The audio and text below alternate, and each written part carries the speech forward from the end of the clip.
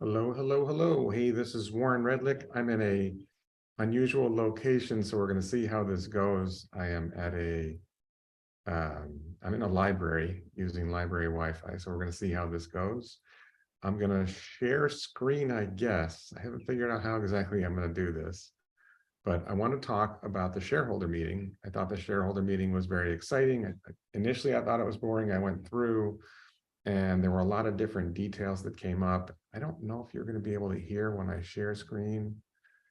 The software that I normally use to um, do live streaming for some reason didn't seem to work in this library. So let me go through and let me show you share screen first of all. Share screen.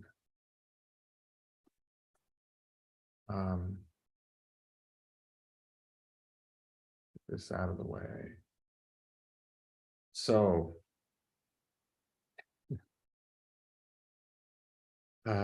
share screen options, where was that?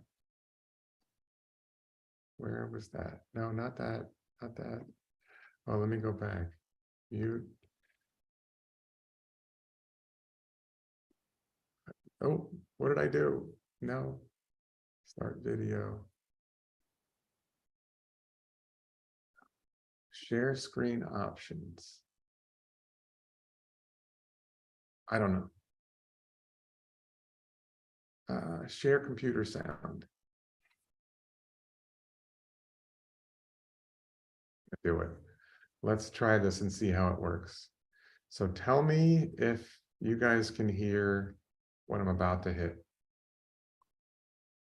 Okay, and I think we got a low bit rate, so that's a potential issue, but let's just see how it goes.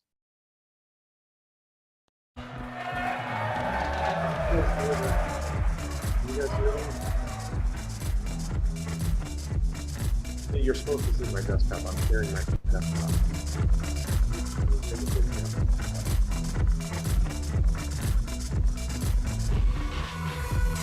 So there's a few things I want to understand about.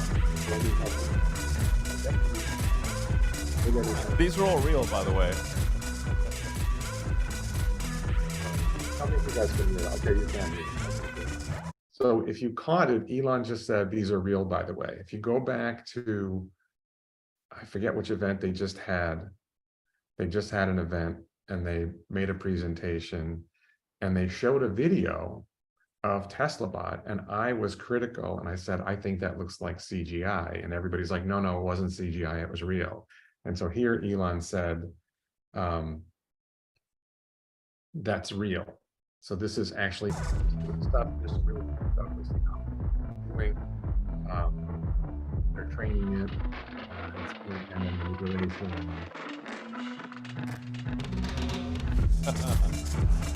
Landscape, I think the engineer like this. It was working. So advertising, I can talk about advertising. I've got about 80 minutes I can go. I wanted to stop here.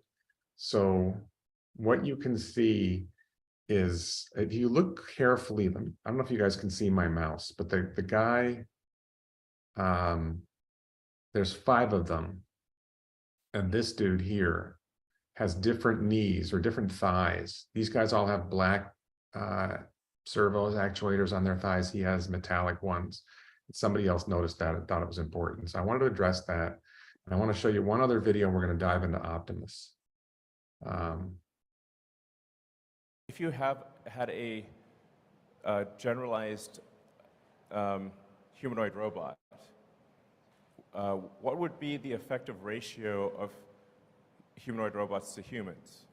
Because I think basically everyone would want one, and maybe people would want more than one, which means the actual demand for something like Optimus, if it really works, which it will, is, I don't know, I mean, 10 billion units? It's some crazy number. Okay, so let me pause share.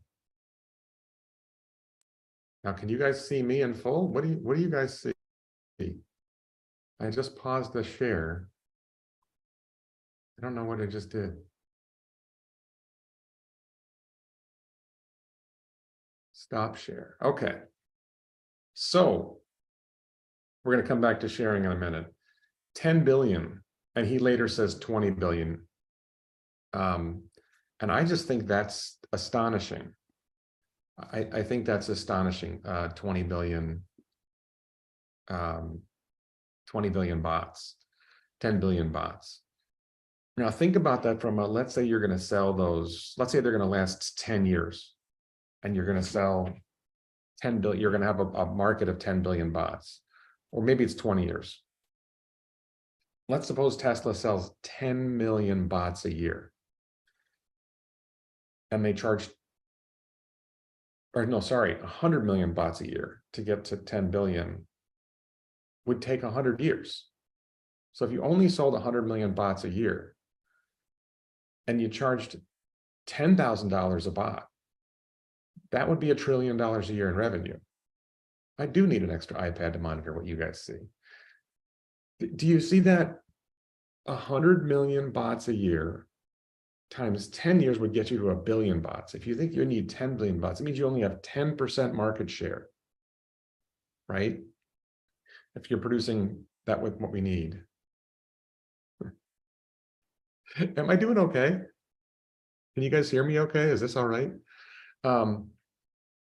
If you have 10 million bots, or if Tesla sold 100 million bots a year, that would be 1% of the market for bots, or 10% of the market for bots. They would only have to have 10% of the market for bots. And at 100 million bots a year times, let's say $10,000 a bot, which is probably worth a lot more than that. Is that $1 trillion a year?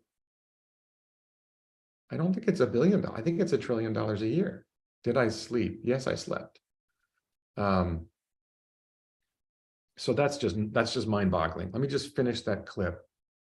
Let me go back to share.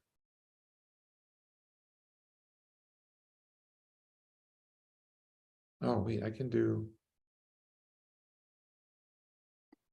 Let me go. There's a different way I could share. I don't use Zoom that much. My other app wouldn't work. Okay. It might be 20 billion units. If the ratio is, say, 2 to 1 on people, humanoid robots versus people, it might actually be, it's some very big number is what I'm saying. And a number vastly in excess of the number of cars. So my prediction is that Tesla's long-term value will be, a majority of the long-term value will be Optimus. And that prediction I'm very confident of.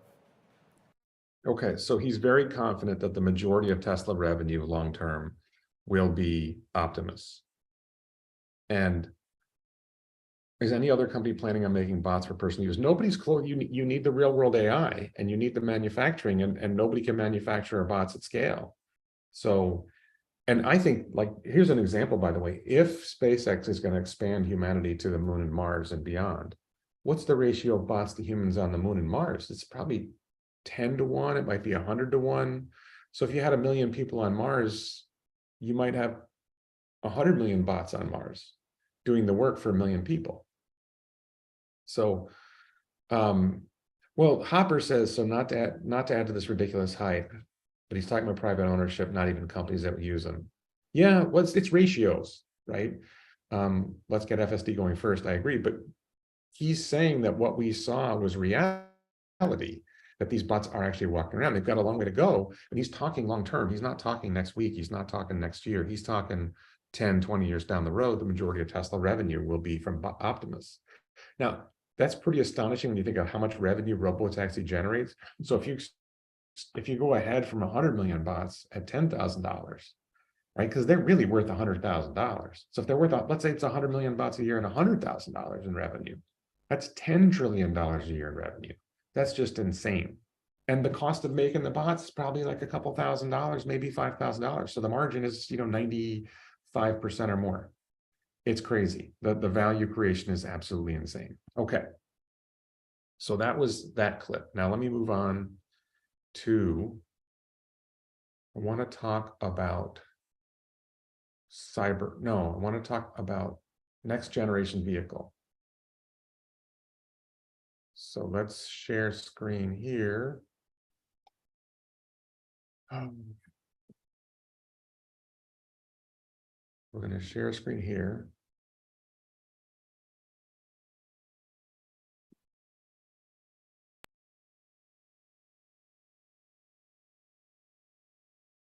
Okay. And people always want to know what our next product is. But this is not the time to. We obviously need to have a proper dedicated product launch. I just want to emphasize that we are actually building a new product. We are actually. Just to be clear here, this is what we're seeing here. I don't know if you guys can see my mouse, but this is apparently the profile, the side profile of the vehicle.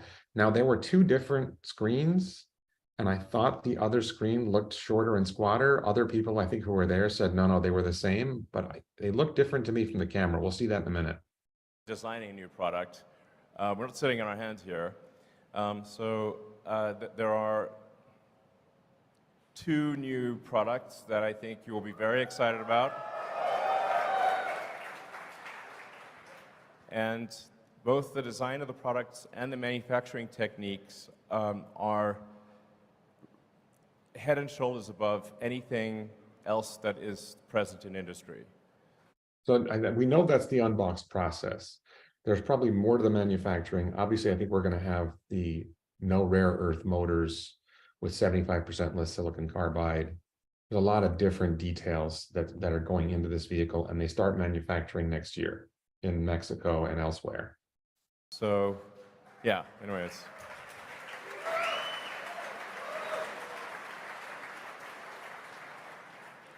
If I were to guess, I would say of these two new products, just these two new products alone, I would say we will probably make, obviously this is just Elon's guess, so don't sue me.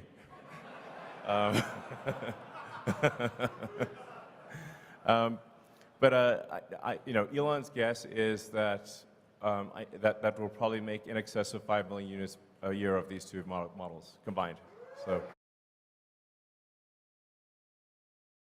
Okay, so in excess of 5 million units a year of these two models combined. Now this brings us to something. I'm going to be touching on this from time to time in this video.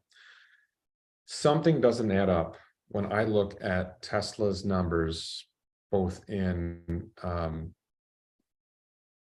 Investor Day, this event they just did, and the master plan part 3. If you're going for 20 million vehicles a year, and this is the big vehicle that's going to get you there, then you have to make more than 5 million a year. You have to make 15 million a year of this vehicle, or 10 million a year of this vehicle. So here's an interesting question. Is it that Elon's underestimating the volume of this vehicle, or are there more models coming on this platform that will lead to higher volume of sales? Because like the 5 million doesn't make sense. If Giga Mexico is going to make 2 million a year, and then you put a factory in Shanghai, that's going to make 2 million a year. And then you put one in Europe, that's going to make 2 million a year. One in Texas is going to, you got 8 million a year just on the 4 places we know about. And they said that Giga Mexico will not export to the United States. So it should be 8 million a year between Mexico, Shanghai, Berlin, or Europe and the United States. So how you only get to 5 million or 6 million, let's say, seems odd. So there's two possibilities. One, Elon's massively underestimating the volume of this vehicle platform. Two, there's another next generation vehicle coming beyond that. That's going to be 10, 12 million vehicles a year. I don't have a good grip on it. I did want to, let me come back to the video for a second. I wanted to show you guys something else. So when you look at this, on the left side of the screen, there's one vehicle. On the right side of the screen, there's another vehicle. People who were there told me they were the same. But as I look, I don't know if it's just a camera effect, but the one on the left of the screen looks low and flat, and the one on the right of the screen looks short and squat. So the one on the left of the screen looks like it's a sedan, and the one on the right of the screen looks like it's like a mini Model Y, like a mini Model 3 on the left and a mini Model Y on the right. Yeah, I don't think it's e-bicycles. They did reaffirm, this is not Project Highland. I don't know why people bring up Project Highland. By the way, there was no mention of Project Highland. There was no hint of Project Highland anywhere in the Tesla community is obsessed with Project Highland. I'm telling you, it's not, I don't think it's real. I think Model 3s are dead, and I wanted to talk about that. We're going to come up to that in a minute. So I just wanted to share that with you. Let me stop share again. Stop share, and let me close that one. So, you know, yes, there was somebody mentioned it. It's not a cyber design. I think whatever they're going to do with Cybertruck and future vehicles based on Cybertruck depends on how manufacturing goes. We're going to talk about Cybertruck in a minute. So let's go to that. I think a small sedan makes sense for robotaxi use. The vast majority of let's say Uber rides are one person getting in a car to go from point A to point B. So 80% of the robotaxi world should be, well, I think 80% of the robotaxi world should be pod cars, but Tesla's not going there. But a vehicle that is super aerodynamic, which means low frontal surface area, which means small, it means sedan, like all those things come together. Maybe you can make it a hatchback to have a little bit more storage, but you don't want a tall vehicle because then you have more frontal surface area and then you use more electricity to power the vehicle.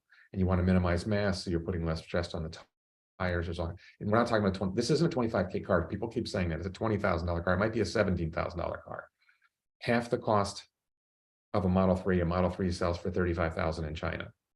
So maybe less than, I think it's 33,000 in China. Highland is not real. I don't know why everyone's obsessed with Project Highland. There's like zero evidence for Project Highland. There's like some photo out there that somebody got. Could be Midjourney for all we know. There's a video from Connecting the Dots that manufactured a story and y'all bought it. So whatever. All right. So I want to move on to Cybertruck. So let's go. Let's go share screen here. Cybertruck is a hard car to make. This is important. It's because it's such a radically new design. It actually, you can't just use conventional methods of manufacturing. We had to invent a whole new set of manufacturing techniques in order to build an exoskeleton-based car instead of an endoskeleton-based car. So it's extremely non-trivial to build the Cybertruck. But yeah, I wanted to stress this, that one of the things that Elon talked about at length was the difficulty of manufacturing Cybertruck. Now, you know, my impression from watching Lars talk about it, seeing that, I think my sense is that Lars thinks it's good to go. But you know, Elon has doubts, or this. I'm puzzled about why Elon's talking about how hard it's going to be to manufacture. And I think he said it. Let me go back to this. I'm going to play this again.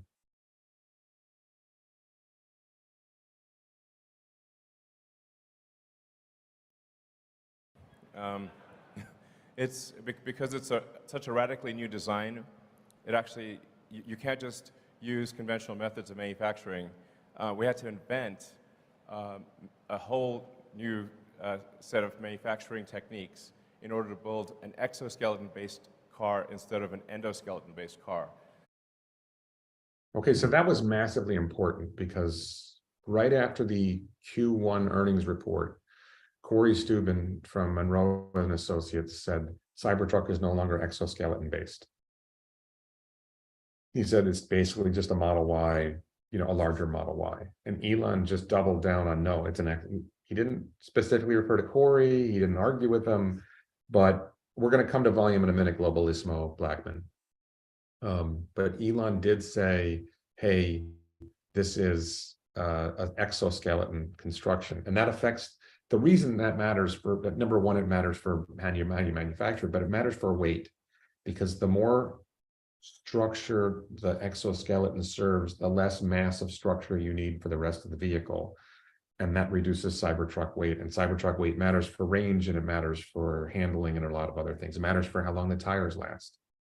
So what's going to be hard? Hi, Alex. Alex Torville says, what's going to be hard is the removal of inefficiencies in the manufacturing process. I think, yes, I think it's finding bottlenecks in the manufacturing process. I think it's folding this, folding or bending the steel is going to be a challenge. Attaching things to an exoskeleton is going to be a challenge. There's going to be a lot of little things in there. And we're going to get more. Let me go back into that. Let me go back into the. So it's extremely non-trivial to build the Cybertruck. But we're making good progress on that. We have the, so yes, it's, that's the thing when I, in the factory, I tour the Cybertruck line to see how we're doing there. And sorry for the delay, but we're finally going to start delivering production Cybertrucks later this year. And I think the product, if anything, is better than expectations. Okay, and I accidentally cut off when I prepared that clip. I cut off that Elon said that it's the car he's going to drive on a daily basis. Of course, it's important for Elon to be in a bulletproof car. I think we can all agree on that. But and there's another bit. So sorry, there was another bit on Cybertruck that I wanted to play.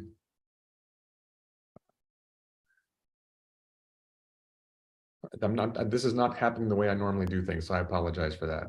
Once Cybertruck is fully ramped in Austin, what is the target production? And also, there's some rumors that you're thinking about stepping down as CEO. Please say it ain't so. It ain't so.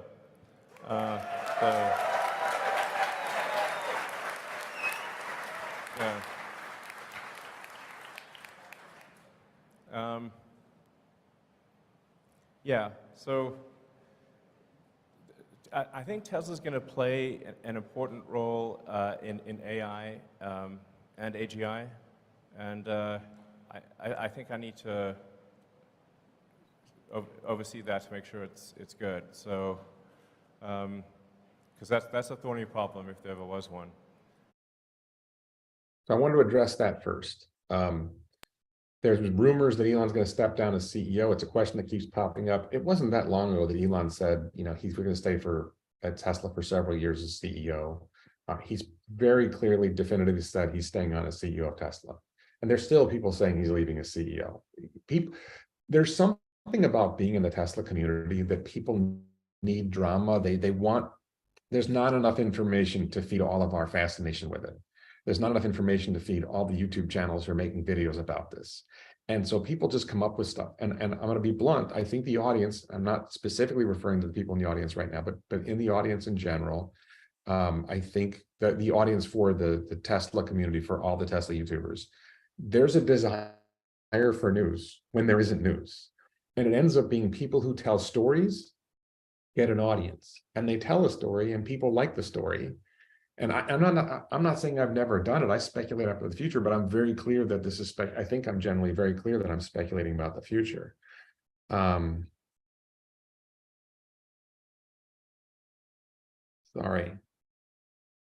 I'm just going to turn to this because we're going to come to Cybertruck in a minute. Thomas Gutman says, on your Elon on Tesla stock 2030 video, year 2028, you had 3.3 total gigawatt hours with Robo's $60 trillion market cap. If Elon hits 3 terawatt-hours in 2030, I would assume $55 trillion market cap. Would you amend this? Those are just projections looking way out into the future. And, if we get to 60 trillion market cap in 2032 instead of 2030, does anyone care? I just don't think that's that important. I think that they have pulled back on gigawatt hours needed to significantly less than what they had said before because of the efficiency of an all-electric economy. So we'll see. But all right, let me dive back into the Cybertruck video. I want to talk about the Cybertruck part of it. Shouldn't they have gotten the pricing established for Cybertruck? No. If you don't want it, you don't want it. Somebody else will take it.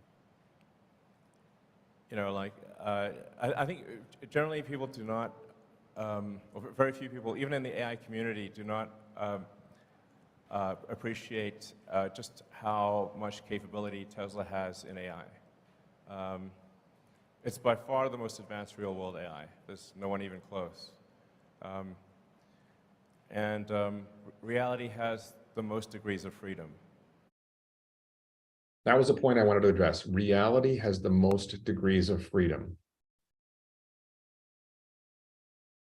You have AI that's trapped in a box. There's some limits on what it can do, or there's some challenges for the bot to manifest. Let's say you have AI on a server farm somewhere. For that AI to manifest its actions in the real world, it needs people in the real world to do what it says, or it needs machines in the real world to do what it says. If you have an AI that is a real world AI that is operating in a bot or operating in a car, then you're able to actually interact with the real world in a much more direct way than the chat GPTs or the stable diffusions, the computer-based models, the AIs that are stuck in a box. I think that's what, so the degrees of freedom, the activity of the AI that's in an object that's operating in the world can do a lot more. I think that's what he means by that, but don't hold me to that. All right, let's get back to Cybertruck. So I got to make sure that's good. So, and you were saying something? Oh, hey, Bruce. Cybertruck fully ramps Oh, here in yeah. Austin. Target production. So, as I said, we'll start production later this year. We'll start handing over cars later this year.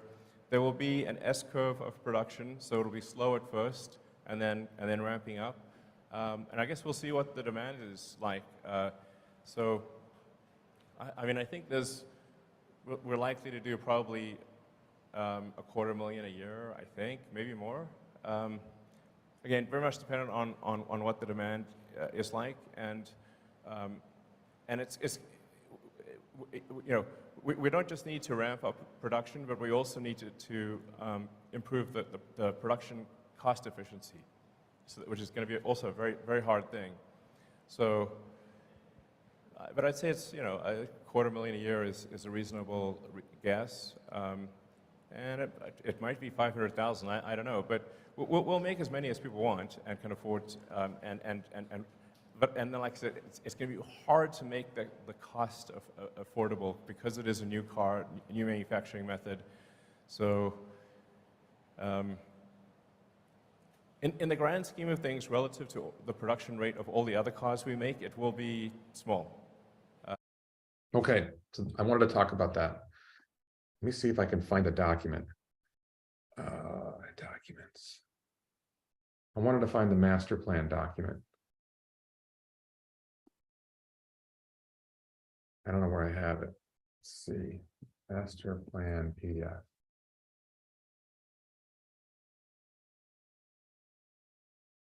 Custom master plan parts. I'm going to share this with you. Let me find the. I'll share the screen now. Okay, so I think you're looking at. Oh, let's find.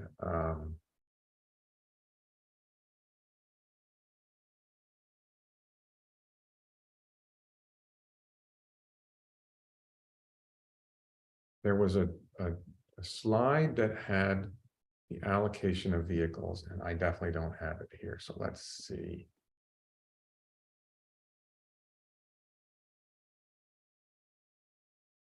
They had an allocation of what the allocation of vehicles was.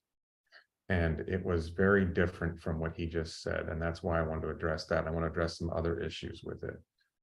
Okay. Global electric fleet. You've got on the one side here, I don't know if you guys can see my mouse, but you've got 700 million of the next generation vehicle platform. You've got 380 million of Model 3 and Y class vehicles, 40 million of S and X, and 300 million of, looks like van and Cybertruck. So that would be 3/7. So if you're going to have, let's say 6 million of the next generation vehicle platform, then between van and Cybertruck, you would have 2 million, close to 2 million. So it seems like Elon's really sandbagging Cybertruck. That's my take on this. I think there was another slide. I think there was another slide like that. Did I get it? Did I get it wrong? Maybe that was it. That's the one, the global electric fleet. Now, I think that the future vehicles that are most efficient for giving rides will actually be higher share. The other thing I wanted to point out is if you look, S and X are listed as 40 million, which is a drop in the bucket. And all right, let me stop the share. And there's this moment in Cybertruck. Oh, let me show you the Roadster video first. I want to show you the Roadster video first, and then we'll dive in.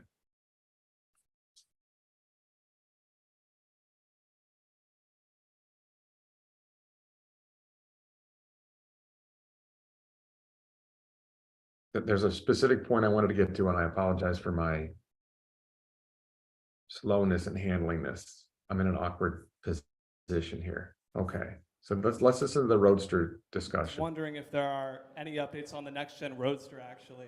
Yeah, I know it's sort of like the cherry on top and all that stuff. Yeah. You guys have a lot on your plate, as you've said before. But if there's any updates on like the release timeline, all that stuff, the SpaceX package, maybe. Yeah. That'd be amazing. Thanks. Totally fair and reasonable question. But where is that thing? We expect to complete the engineering and design of the next-gen Tesla Roadster this year, and hopefully start production. This is not a commitment, but hopefully start production next year. So, but it is like as you alluded to. It's not even the icing on the cake. It's the cherry on the icing on the cake. So I wouldn't expect it to be like. It's definitely not going to be a huge contributor to revenue. It will be a modest contributor to profitability, but it will be sick. Okay, so the cherry on the icing on the cake. If you're looking at, let's say Tesla's going to sell 2 million vehicles this year. Maybe it's 1.8 million, but let's call it 2 million. And next year, maybe they're shooting for 3 million, 2024. This year, it looks like Model S and Model X, which are higher volume vehicles than Roadster, together will sell maybe 70,000 vehicles. That's what they've been doing, and maybe less than 70,000 vehicles for the year. If you're doing 2 million, and so I have the theory now that Model X is dead. That with Tesla deciding to stop shipping right-hand drive vehicles that are appropriate for England and Australia and Japan and other countries where they drive on the other side of the road. I've got the theory that Tesla is actually going to stop manufacturing Model X because the engineering resources that are involved in keeping Model X up, the warranty service claims that come in, the amount of service. I think Model X, I love my Model X. I have a Model X Plaid. I think it's a wonderful car. But the hassle of manufacturing Model X versus what it does for Tesla's mission, I don't think is worth it. And so if you're going to make, let's say by the time Roadster comes out, let's say Roadster reaches full volume in 2025 when Tesla's making 4 million vehicles a year. If S and X are delivering 50,000 vehicles a year together, 100,000 vehicles a year together, Roadster's 10 or 20,000. It's way less than 1% of Tesla's business. So it really, and now, okay, a Roadster's 250,000 versus 25,000 for a next generation vehicle or 20,000 for next generation vehicle. So it's 10 times the price. But if it's less than 1% of volume, it's just not meaningful for and it's not meaningful for the mission. The mission is to accelerate the transition to sustainable energy. It's a fun car. I think they're going to go ahead and make it. I think there's a lot of people inside the Tesla organization who want their Roadster and they're wealthy and they can afford it. All the board members, the top executives, they probably all ordered Roadster and they probably all want it and they want to play with it. So I wanted to address that point that with both Model S and X and with Roadster, they're just not that big of a deal. I was surprised that Elon is saying that about Cybertruck, because if you go back to that master plan part 3 slide, If you go back to the master plan part 3 slide, you can see Cybertruck and the van together are 300 million units compared to 700 million. That's a very high volume thing. Now, my own take is that the next generation vehicle platform is going to be higher volume than they're saying. Cybertruck, I don't know if there's a market for 300 million of these trucks and pickup trucks and vans. I don't know where the line is between what Semi does and what Cybertruck does. You know, when you get down to like the Ford F-550, is that going to be a Cybertruck version, or is that going to be a downscaled Semi? Is it an upscaled Cybertruck or downscaled Semi? I don't know the answer to that question.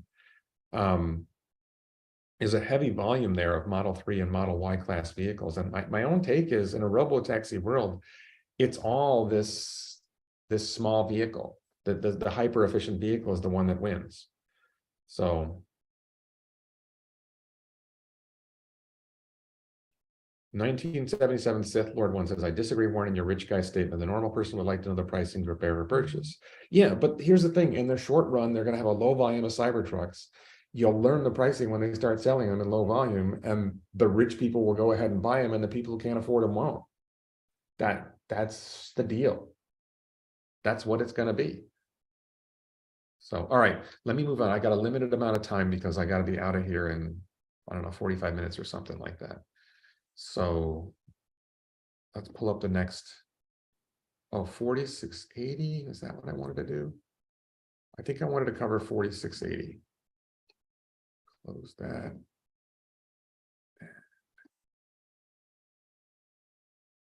Again, I apologize for this awkward approach, but about 4680 battery cells, should we be thinking about the efficiency and the performance we're getting today, or is there some updated timeline path that we could see closer to battery day presented efficiency, performance that we can look to in the future?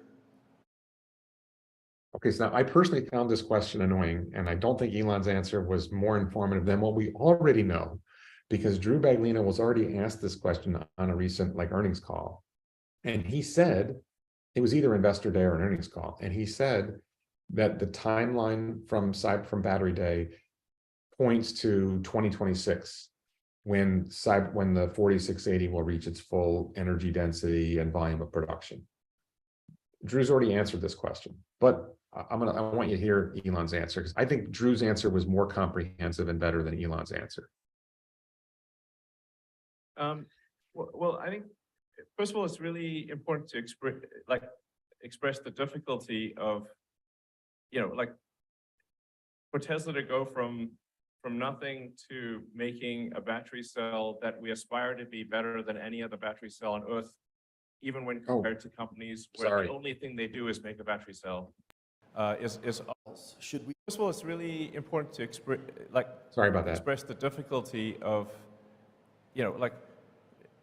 for Tesla to go from nothing to making a battery cell that we aspire to be better than any other battery cell on Earth, even when compared to companies where the only thing they do is make a battery cell, is obviously not a trivial exercise. That said, we do see a path to very high energy density and higher energy density and lower costs than anything else out there.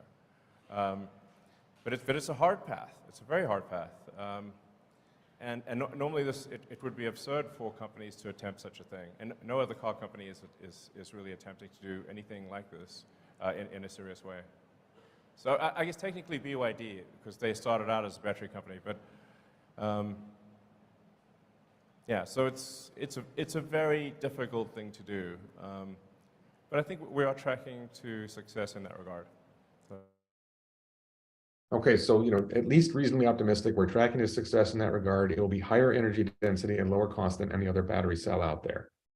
I don't think he dodged the question. I just think Drew's answer was more informative. Drew was saying, there's a lot of technologies that they talked about at Battery Day, and they're going through and getting, the number one goal is they've got a reasonably good cell now. They've got to get manufacturing up in volume. They've got to get their cathode facility in place. They got to get lithium refinery in place, and that enables them to improve the cathode. At some point, they'll be doing something with the anode and getting silicon in, and it's a lot of hard work. I don't think that was a dodge, but I just think Drew gave a much better and more comprehensive answer. It's one of those things where like I get annoyed when people ask questions that have already been answered. I don't think it was bad, but I like when we learn something, and I don't think we learned much from that particular one. All right. So this is important. A lot of people have talked about this. So let me hold this up and let me get the share screen right this time. Okay. Would you guys ever consider stretching terms out to 10 years, especially in this rate environment, given the shape of the yield curve? You know, extending the terms out that farther, you'd actually be capturing a lower cost of funds. Yeah, I mean, the important thing to appreciate is that, like, that the vast majority of the financing is from banks. So it's kind of whatever the banks are prepared to do. I mean, this year, I guess we'll do on the order of $100 billion of sales. And we don't have $100 billion in cash to finance that. So the vast majority of it has got to come from, from banks. So that was an important point that I think that I didn't really understand before, and it makes a lot of sense to me now. If Tesla was going to lend money to people who are buying cars, and people are buying $100 billion worth of cars this year, which is about right. 2 million cars, average selling price $50,000 is $100 billion. It's, in that ballpark, right? Maybe it's 900, maybe it's 90 billion, but whatever, you get the idea. For Tesla to lend out $100 billion, they would have to have $100 billion. And they currently have about $20 billion. And it's not just $100 billion for this year, because they'd be next year it's going to be 150 billion. So they really need to have 250 billion. And then the next year it's going to be 225 billion. So they really need over $400 billion. So Tesla doesn't have the cash to be able to lend that out. And he addresses another angle on that in a minute. So let me keep going with that.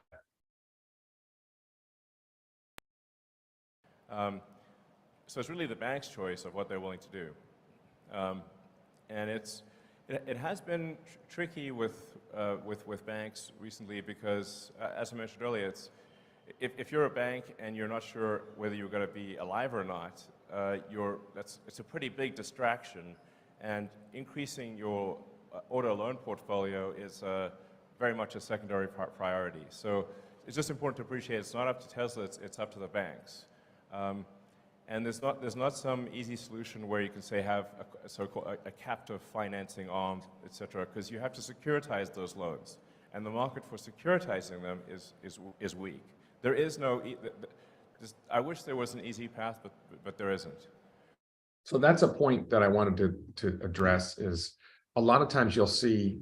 I'm not going to name names, but there's people in the Tesla community who think they have easy solutions to problems. Advertising is a good example. I don't think I'm going to dive into the advertising one because I didn't think that was an important part of I probably will talk about the advertising in a second, but wave a magic wand, Tesla spends $10 million in advertising and increases prices by, increases revenue by $1 billion. It's like a total disconnect from the way advertising really works. The return on investment from advertising is really questionable. And yes, Elon did say we'll advertise. Elon also said we're going to do share buybacks when people asked him for share buybacks, and they haven't done a share buyback yet. So when are they going to do advertising? Whatever, I don't know. I don't think Elon really. And the best part would be if they advertised on Twitter, right? You just gave them a green light to advertise on Twitter. So all of a sudden Tesla spends $50 million advertising on Twitter, and it boosts Twitter's results. Would everybody be, they would complain about that if he did it. And you could do it in an effective way, reaching people that they don't already reach on Twitter. So yes, I am just a Tesla fanboy. That's true. Okay, so Jordan Levitt says, don't need $100 billion to lend $100 billion. Loans can be syndicated and the capital can be lent again. Most lenders borrow at a wholesale rate and lend at a spread over that. But Elon answered that. Elon said, it's not that simple, because we have to securitize those loans and lend and get somebody else to finance them. And that market is weak. It's not. People think there's this magic bullet, just wave a magic wand and lend the money how you want, and you'll find investors who will buy your loans. It doesn't work that way. It's not that simple. The gain isn't that great. It's not worth, Tesla doesn't want to be a company run by bean counters. It wants to be a company run by engineers. So it's just a potential problem. It's a world of problems that Tesla doesn't want. And the gain is not worth the effort investment. And do you want to turn Tesla into a company like Ford or General Motors, where the bean counters are running the company, or do you want it to be an engineering company? I want it to be an engineering company, an innovative engineering company, not an innovative financing company. That's not what I invested in. I invested in innovative engineering, not innovative finance. So, all right. So let me move on to, did captive finance Aptera? This is one of those annoying questions, but I want to share it. So the Aptera question. Paying attention to Aptera, and I was curious if you thought that was a space that you could see Tesla getting into, as far as not just an efficient manufacturing process, but also the actual car itself and range, or just buy. I'm not super familiar with them, but we have a lot of we have a lot of products to get done. It's not like it's never a shortage of ideas. Ideas, frankly, I find ideas to be somewhat trivial, but the execution of the idea is extremely difficult. And as I said, like, prototypes are easy, production is hard. Production and cash flow positive is excruciating pain that like at a level you cannot believe. So I take this particular point very personally, because if you follow me, I have the idea for the pod car. I have the idea for the solar farm home. It's great to have ideas. And I take it personally, like, I think he's right. Like, I feel inferior. I feel like I'm not a success because I have ideas and I want to execute. And I have, like, pod car, I have failed on execution of pod car. I've pretty much given up on pod, not long term, I haven't given up on pod car, but in the short term, I've just sort of accepted pod car is not happening. Solar farm home, I still have hopes for. I have ideas of what I want to do, but to do the things that entrepreneurs do, to start with an idea, build a prototype. I haven't even gotten a working prototype of the pod car. So I'm so far behind it. So when I see what Tesla does, I am so impressed with what Elon and the Tesla team do and actually building things and getting things done. I don't think people appreciate how challenging that is. And so Aptera has this idea. Arcimoto had an idea. Lucid had an idea. Rivian has an idea. And okay, Rivian and Lucid have gotten to the point of actually manufacturing cars in some small volume. Arcimoto in a very tiny volume, but now you've got to manufacture in larger volume, and you've got to manufacture and make a profit, and it's just, all of this is extremely hard. And as someone who's tried, like, I built a law firm, a small law firm in the past. I built a web business in the past. I built a YouTube channel. I've executed on some things, like, and I've raised 2 wonderful kids, right? I've executed on some things in life. But the challenge of starting a business that involves making a product and delivering it to a customer is massively difficult, and people massively underestimate how hard it is. They think, oh, well, here's this great idea. Why doesn't Tesla do it? It's like, well, we've got our own ideas, and we got to execute on the ideas we have. And I think people just massively underestimate these challenges. So let's get back to Aptera. So it's not product ideas; they're irrelevant. That's what I think of them. It's sort of like the idea of going to the moon. That's not that's irrelevant. Getting to the moon is the hard part. Yeah, so, like, because I am that guy who has lots of ideas. There's actually a movie, Night Shift, with Henry Winkler and Michael Keaton. And Michael Keaton's like, I'm an idea man. What if we put mayonnaise in the can with a tuna fish? And you're like, all these ideas, like, okay, that's great, but it's one thing to have an idea, another thing to actually get out and do it and get there. And Aptera's gotten to the point of, they have the idea and they're able to get people to give them money as investment. But they don't really have a genuine prototype yet. They're not really in production yet. And the idea that Tesla needs to divert itself from the products that they had ideas on, that they're executing on, to something else, is just silly.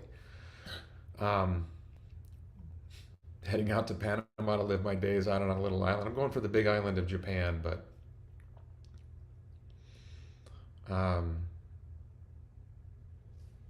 your strength is providing the avenue for all us to have a telescope to see Tesla running with the ball. I think there's a lot of voices that are covering Tesla, and you can watch Stephen Mark Ryan, and you can watch Jordan Yaseki, and you can watch Rob Maurer, and you can watch Dave Lee, and I feel like I add something to the mix. And I feel like it's good I think I'm more accurate than some other channels out there that are off on tangents or talking about things that don't matter. But I do think I believe in myself that somehow I can execute on a real business. I think the solar farm home one is the one I can execute on, but I also have some other ideas and I'm pursuing other things and I got my own personal life to pursue. The one thing I know I am good at is being a dad and sort of as a husband. I'm occasionally useful as a husband. So that's something I know I've done. I want to try to do that again, but I think I can do more. But I just think that's something that people miss. All right, so let me go to the next video. I think we got Gary and we got Alexandra. We're going to do Gary first and then we're going to do Alexandra. Earlier this year, you cut prices on everything, 15, 20%. This More is recently, important. you've been raising prices on Model Y, Model S, Model X. And can you just talk about the pricing strategy on Model Y going forward and keep it separate from the decision to bring out the next-gen vehicles that we all agree is going to, blow the doors off on volume? But just on Model Y, it's the best-selling product in the world. Can you just talk about strategy of pricing going forward on that? I mean, it's pretty straightforward. I mean, we see what the demand is, and then we adjust pricing to meet the demand. Now, the thing is that what happens with other car makers is that they're actually constantly adjusting pricing on cars. It's just not obvious.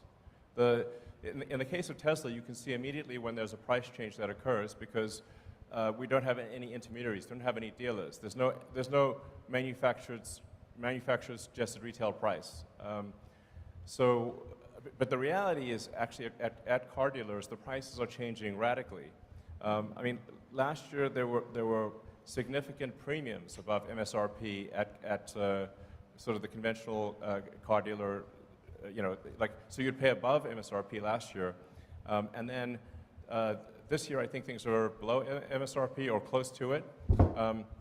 And then the manufacturers will then also offer incentives.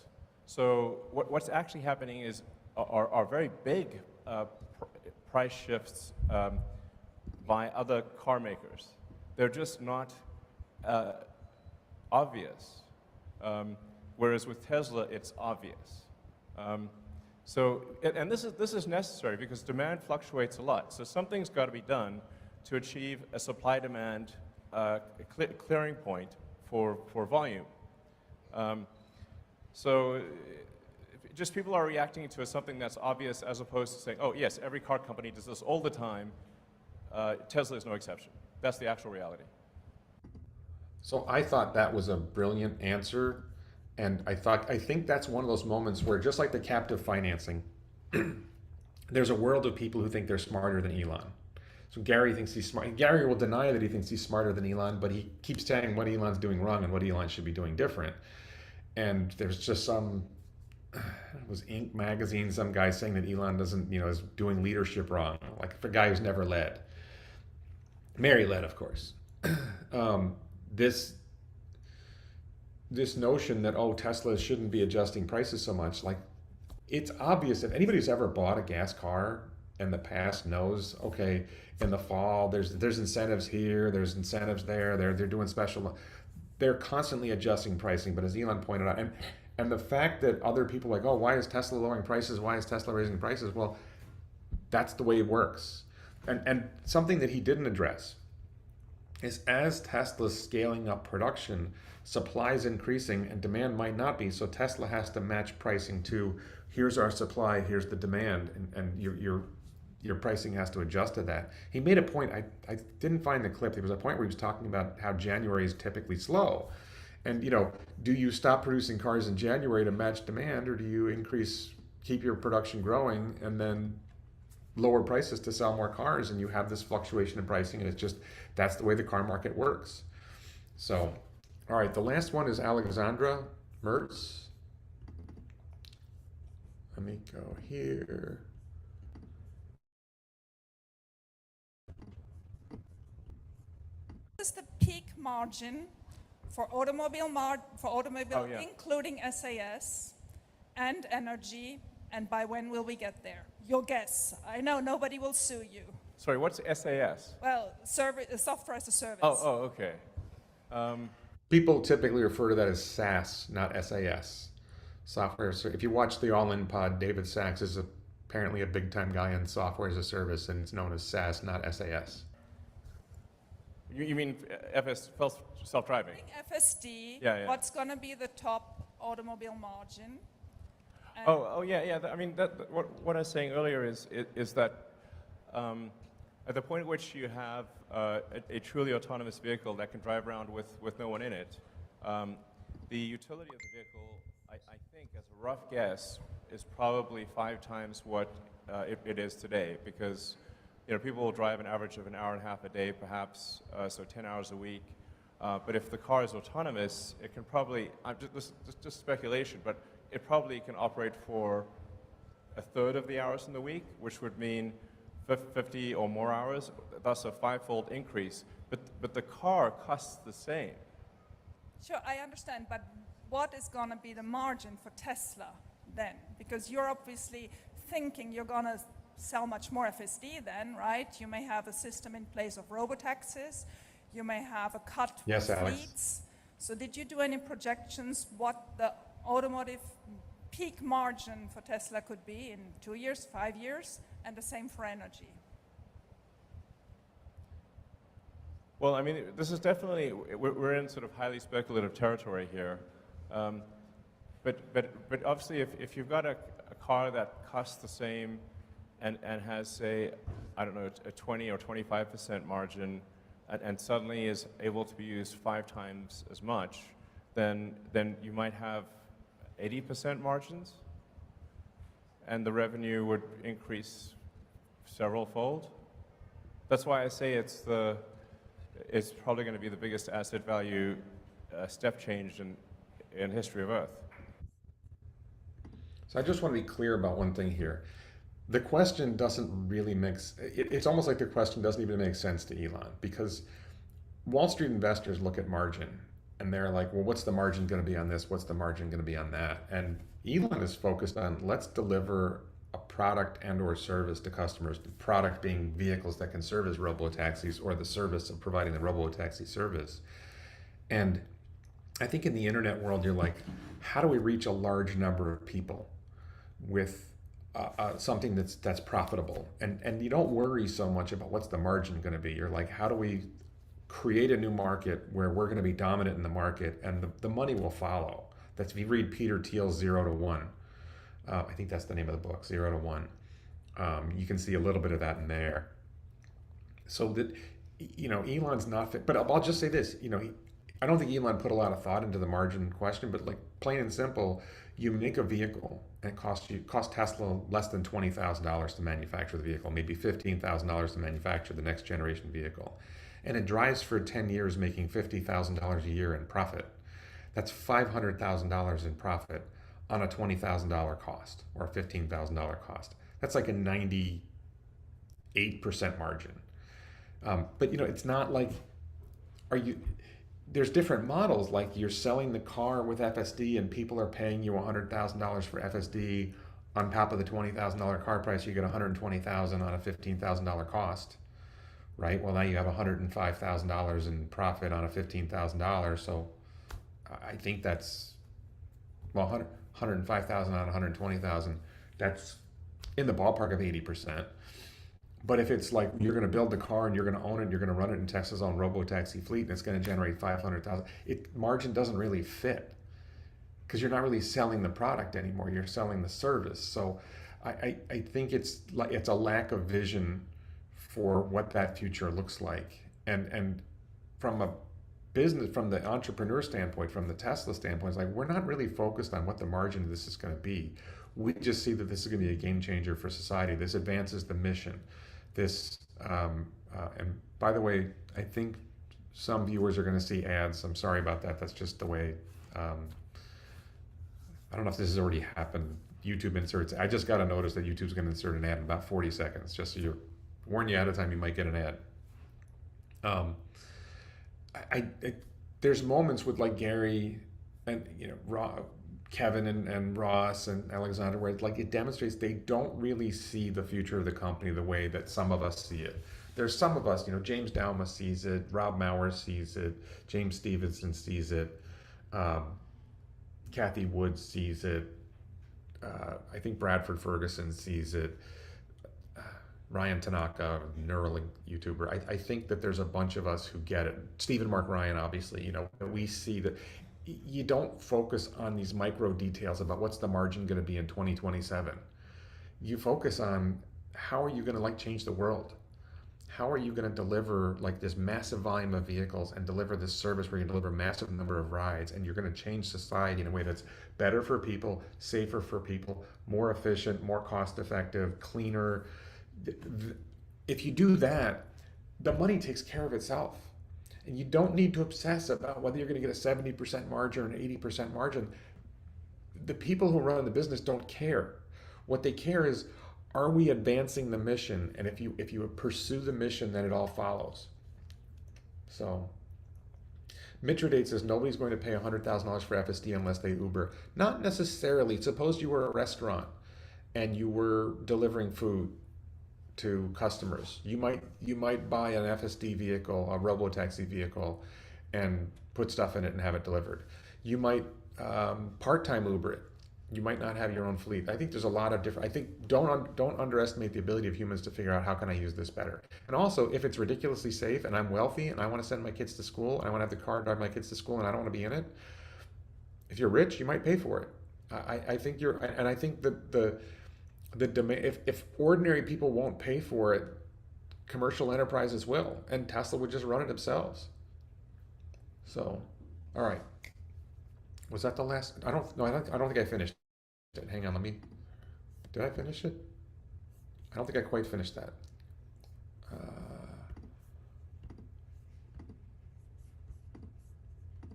I got about 20 minutes left, so we'll deal with the chat in a minute. Yeah. And energy does not have energy just simply does not have such an increase in asset utilization. So I would expect energy to remain at sort of a 25%-ish to 30% margin. So I've been wrong on this. In the past, I've said I see energy margins being 50% or higher. And I don't know why I'm wrong. But I think Elon and I think also Zach have been pretty consistent that they're looking for 20, 25, 30% margins for energy. The impression I've had all along was, hey, look at the cost of cells going in these battery packs that are going into a mega pack, and you've got roughly 4 megawatt hours of cells at $100 a kilowatt hour. Well, you add up the numbers and it costs $100,000 and you're selling it for $2 million. And okay, it's $100,000 for the batteries. $100, I think it's 40, maybe it's $400,000 for the batteries, and then figure it's another couple $100,000, so it's $600,000 or $800,000 to make the thing. You sell it for $2 million, your margin should be over 50%. So something else is going on in there. Either they expect a lower price of Megapack to the point where their margins are 30% and they're happy with them, or there's some additional cost to making Megapack that I don't see.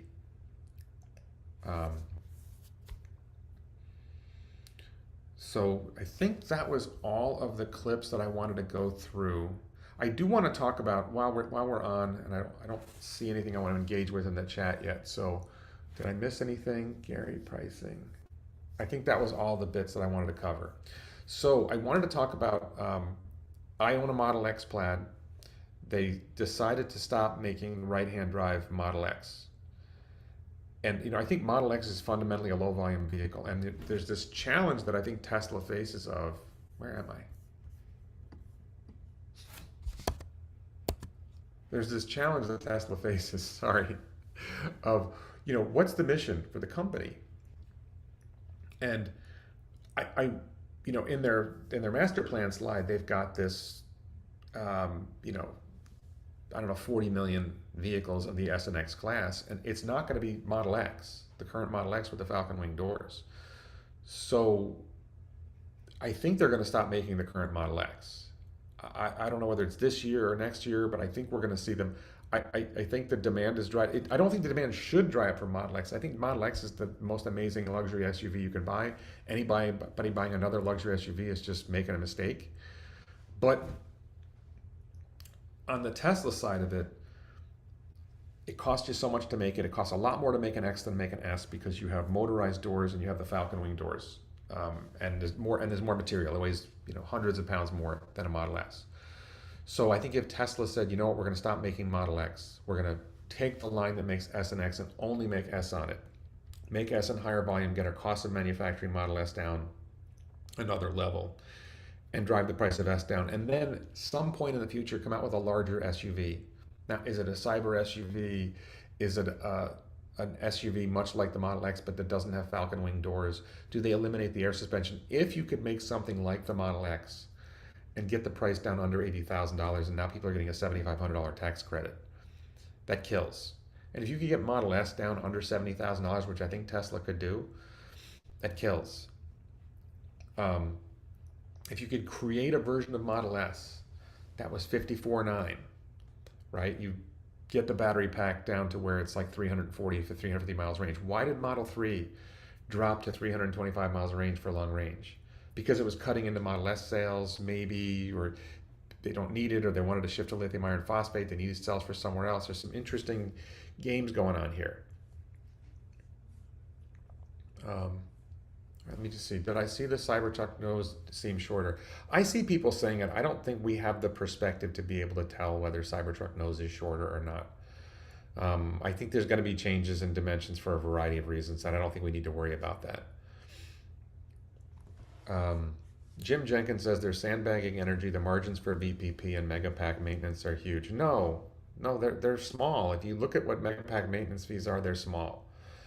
I think that their vision is they want to sell high volumes of Megapack and Powerwall and get solar out there so that we can accelerate the transition to sustainable energy. And the real game changer for Tesla in terms of revenue and profit is going to be the Robotaxi and then Optimus. And so Megapack is important for the mission, but and it enables the transition to sustainable energy, and it enables everything else. When other car companies advertised EVs at the Super Bowl years ago, Tesla's orders per day tripled. That's because people started researching EVs and found the best. Yes. Okay. Well, that was pretty much what I wanted to cover. I do want to throw. I wanted to say this. I don't think Project Highland is real. I think the YouTube community, the influencer community, has seized on this idea that Project Highland is some big thing that's going on. And like, look, are they going to refresh the Model 3 in some way? They've been constantly updating Model 3 for years.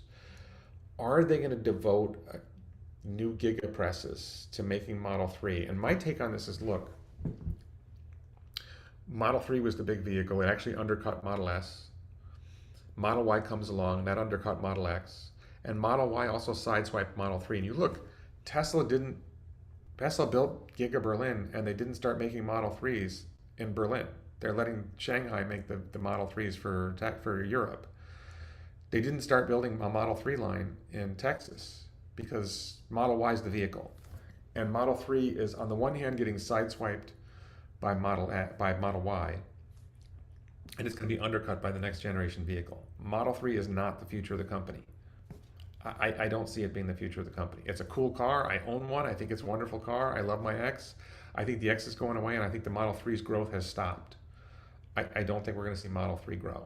Now, will there be a point in a few years when they've got this next generation vehicle going that they decide to devote engineering resources to coming up with a new Model 3 and a new Model X? Maybe. But for now, they're just not important. Ripcord says, my question for Elon, when will first Tesla bot be delivered to the first external customer? I don't think they know.